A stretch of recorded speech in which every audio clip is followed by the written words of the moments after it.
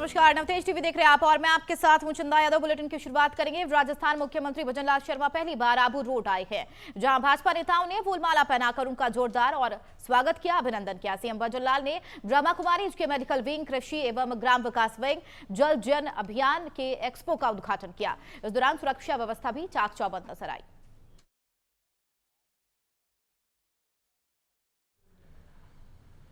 मध्य प्रदेश के भोपाल में बीजेपी गांव चलो अभियान चला रही है। इसी अभियान के तहत दीवार लेखन कार्यक्रम भी आयोजित किया जा रहा।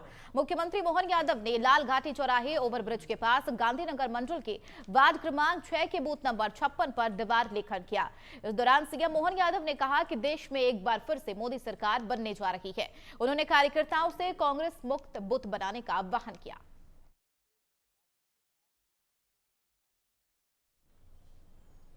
उधर गृह मंत्री अमित शाह ने नागरिकता संशोधन अधिनियम यानी कि सीएए को लेकर बड़ा ऐलान किया है। उन्होंने लोकसभा चुनाव से पहले सीएए को लागू करने की अधिसूचना जारी करने की बड़ी बात बोली है।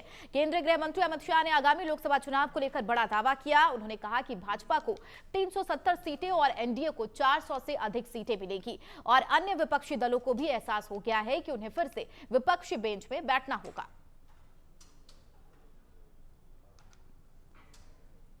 पद्मश्री पुरस्कार पाने से पहले ध्रुव पदाचार्य पंडित लक्ष्मण भट्ट तेलंग का आज सुबह 9 बजे निधन हो गया। पता चले 93 साल की उम्र में दुर्लभ जी हॉस्पिटल में पंडित लक्ष्मण भट्ट तेलंग ने अंतिम सांस ली। उनका स्वास्थ्य पिछले कुछ दिनों से खराब चल रहा था।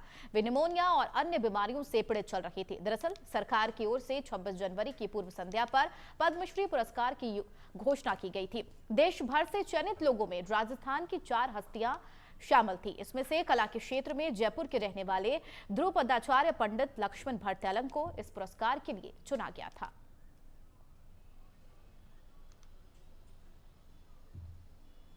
पूर्व केंद्रीय मंत्री और किसान नेता राजेश पायलट की आज जयंती है। इस अवसर पर उनके पुत्र और कांग्रेस के राष्ट्रीय महासचिव सचिन पायलट ने उनके चित्र पर माल्यार्पण किया और हाथ जोड़कर उन्हें श्रद्धांजलि अर्पित की। इस दौरान कांग्रेस के कई कार्यकर्ता भी मौजूद रहे।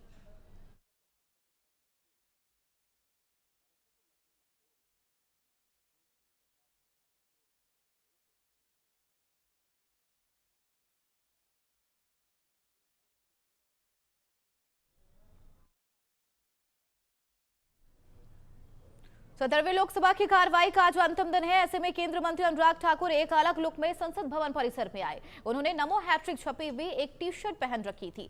अनुराग ठाकुर से जब पत्रकारों ने पूछा तो उन्होंने बड़ी ही सरलता से कहा कि देश में तीसरी बार मोदी सरकार बनने जा रही है। उन्होंने कहा मोदी सरकार देश में अभूतपूर्व काम किया है और देश को विकास के पथ पर आगे बढ़ाया है। अनुराग ठाकुर ने आगे कहा कि एनडीए इस बार सारे रिकॉर्ड तोड़ते हुए 400 पार के लक्ष्य को पार करेगी।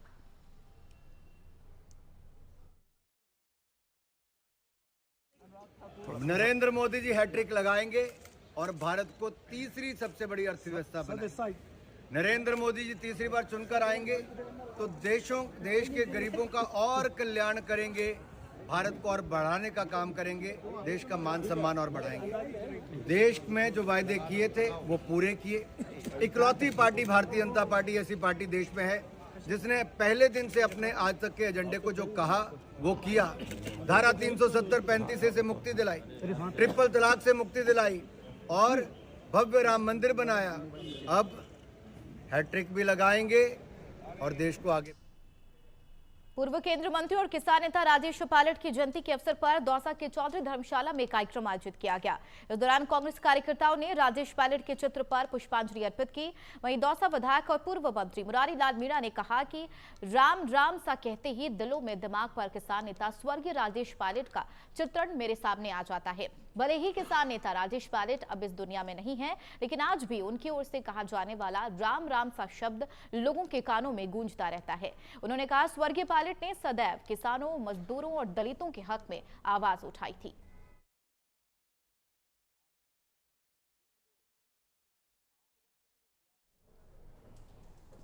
भाजपा प्रदेश अध्यक्ष सीपी जोशी प्रतापगढ़ दौरे पर रहे, जहां पर उन्होंने निर्माणाधीन भाजपा जिला कार्यालय का निरीक्षण किया और अडनोद और दालोट मंडल में विशाल कार्यकर्ता सम्मेलन को संबोधित किया।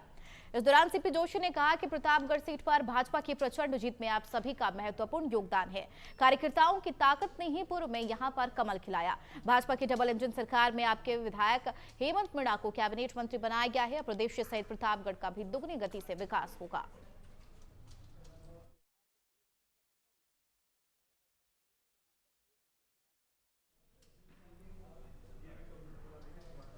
खबर यूपी के बहराइच से है, जहां योगी सरकार में कैबिनेट मंत्री धर्मपाल सिंह कार्यक्रम में पहुंचे, जहां फीता काटकर उन्होंने कार्यक्रम का उद्घाटन किया। इस दौरान उन्होंने किसान नेता चौधरी चरण सिंह को भारत रत्न देने की घोषणा पर प्रधानमंत्री नरेंद्र मोदी को बधाई दी। धर्मपाल सिंह ने कहा कि जिस तरह से सभी राजनीतिक पार्टियों का झुकाव बीजेपी की तरफ हो रहा है, इससे साबित है कि बीजेपी केवल राजनीतिक पार्टी नहीं बल्कि आस्था और संस्कृति का बड़ा केंद्र है।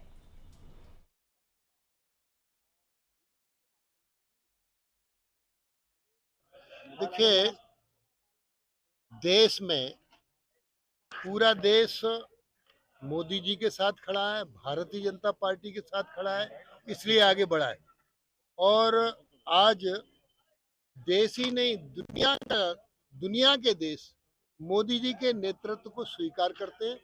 और अब 2047 में भारत विकसित भारत बनने जा। खबर अजमेर से है, जहां राजस्थान राज्य अंतर जिला सिविल सेवा खेलकूद प्रतियोगिता का जल संसाधन मंत्री सुरेश रावत ने शुभारंभ किया। यह प्रतियोगिता इंडोर स्टेडियम पटेल मैदान में आयोजित की गई। इस दौरान जिला कलेक्टर भारती दीक्षित और जिला पुलिस अधीक्षक चुनाराम जाट सहित अन्य अधिकारी मौजूद रहे। इसमें टेबल टेनिस और बैडमिंटन टूर्नामेंट आयोजित होंगे, जिसमें सभी 50 जिलों और जयपुर मुख्यालय की एक टीम भाग ले रही है।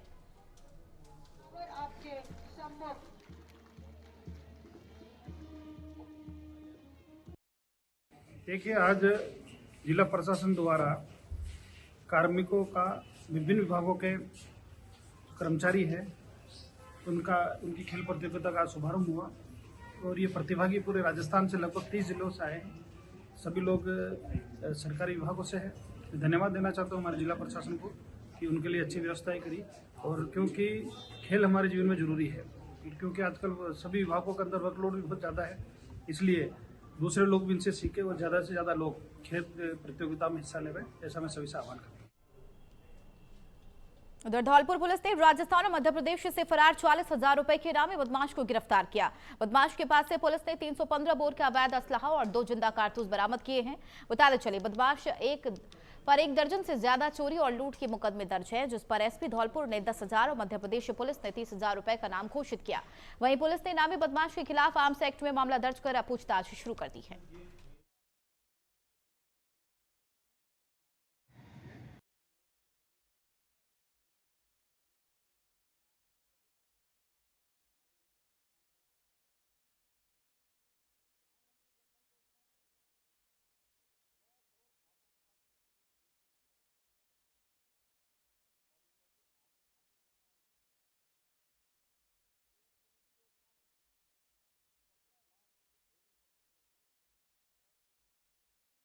निरीक्षक पुलिस भरतपुर रेंज भरतपुर से राहुल प्रकाश जी एवं जिला पुलिस अधीक्षक श्री मनोज चौधरी जी के निर्देशन में व श्रीमान शिव साहब के निर्देशानुसार थाना कोतवाली धौलपुर के एक एएसआई श्री दिलीप सिंह जी को इतला मिली कि राजस्थान राज्य व मध्य प्रदेश में वांछित हार्डकोर बदमाश, जिस पर दोनों राज्यों से इनाम घोषित था, गजेंद्र और बंटू पुत्र रामोतार गुजर निवासी टुंडेकापुरा मोरोली कि नीम बसई के पास होने की जानकारी जंगलों में मिली थी। इस सूचना पर एक पुलिस टीम मेरे निर्देशन में वहां पर गई।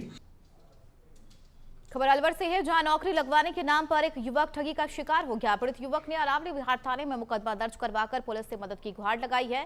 पीड़ित के मुताबिक आरोपी से उसकी मुलाकात दिल्ली में हुई थी, जिसने दिल्ली पुलिस में नौकरी लगवाने के नाम पर उसे 3,50,000 रुपए की ठगी को अंजाम दिया। लेकिन जब भर्ती का रिजल्ट आया तो उसका नाम रिजल्ट में मौजूद नहीं था, जिसके बाद पीड़ित ने पुलिस में मामला दर्ज कराते हुए सख्त कार्रवाई की मांग की है।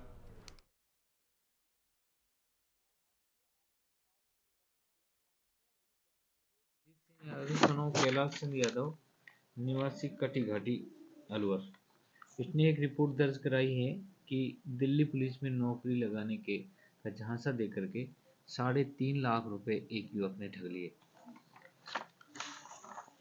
और जरिए कोर्ट से ये 156(3) में इसका सा दर्ज हुआ है और इसकी जांच की जा रही है। जांच से जैसी सूरत होगी कार्रवाई अमल में।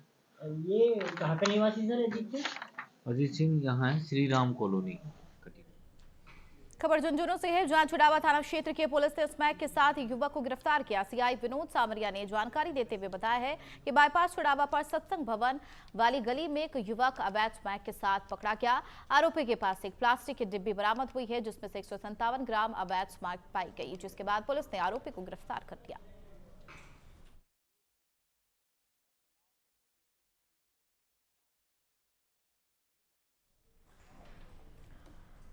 इंग्लैंड के खिलाफ आखिरी 3 टेस्ट के लिए बीसीसीआई ने टीम इंडिया का ऐलान कर दिया है। 17 सदस्यीय टीम से विराट कोहली और श्रेयस अय्यर बाहर हो गई है। रविंद्र जडेजा और केएल राहुल की वापसी हुई है। उधर जसप्रीत बुमराह सीरीज के बाकी 3 मैच में भी खेलेंगे। बता दें, पहले कहा जा रहा था कि वर्कलोड मैनेजमेंट के चलते उन्हें 2 टेस्ट से आराम दिया जा सकता है। आखिरी 3 टेस्ट राजकोट, रांची और धर्मशाला में खेले जाएंगे।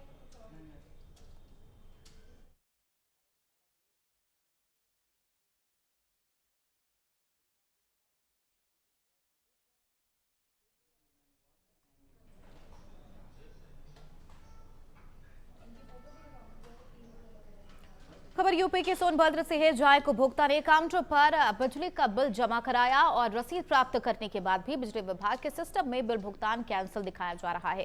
पीड़ित उपभोक्ता ने मामले की शिकायत पुलिस से की है, लेकिन पुलिस ने मामले में न तो कोई जांच की और न ही अभी तक कोई कार्रवाई की गई। अब पीड़ित ने कोर्ट का दरवाजा खटखटाया है। कोर्ट के आदेश पर एसडीएम सदर ने मामले की जांच की और मामला संदिग्ध पाया गया है।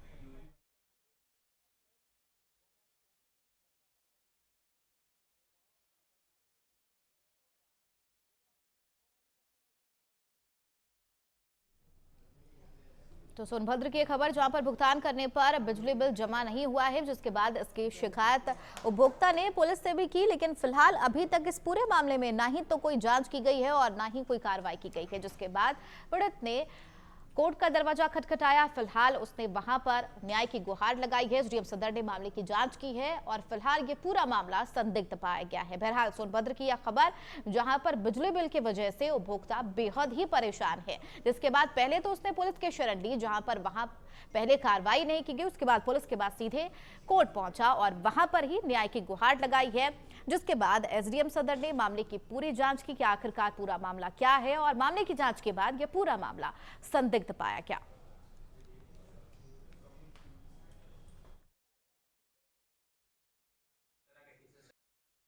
देखिए, कस्बा राउटरगंज के विजय कुमार श्रीवास्तव हैं, उनका वैध कनेक्शन था, उनका बिल बकाया था। रॉबर्ट्सगंज में विद्युत वितरण खंड का ऑफिस है, जहां पर उन्होंने अपना भुगतान जमा करने के लिए गए थे बिजली का। 15,000 रुपए और 25,000 रुपए के 2 विभिन्न तिथियों पर उनके द्वारा काउंटर पर बिल जमा किया गया। उसकी रिसीट भी इनको मिली। बाद में बिल बढ़ करके जब आया तो इन्होंने देखा और देखने के बाद इन्हें पता चला कि वह कंप्यूटर में इनको जमा रिसीट देने के बाद उसे कैंसिल मार दिया गया और इनके पैसे का गमन कर लिया गया। इस संबंध में पुलिस को सूचना दी गई। पुलिस ने कोई कार्रवाई नहीं की। जांच में सदर ने इस बात को पाया कि नहीं, वास्तव में यह जो बिजली का बिल है वो जमा होने के बावजूद भी कैंसिल किया गया है और एक तरह से यह धोखाधड़ी का मामला है। न्यायालय ने भी इस आख्या के बाद इसको संजीदगी से लिया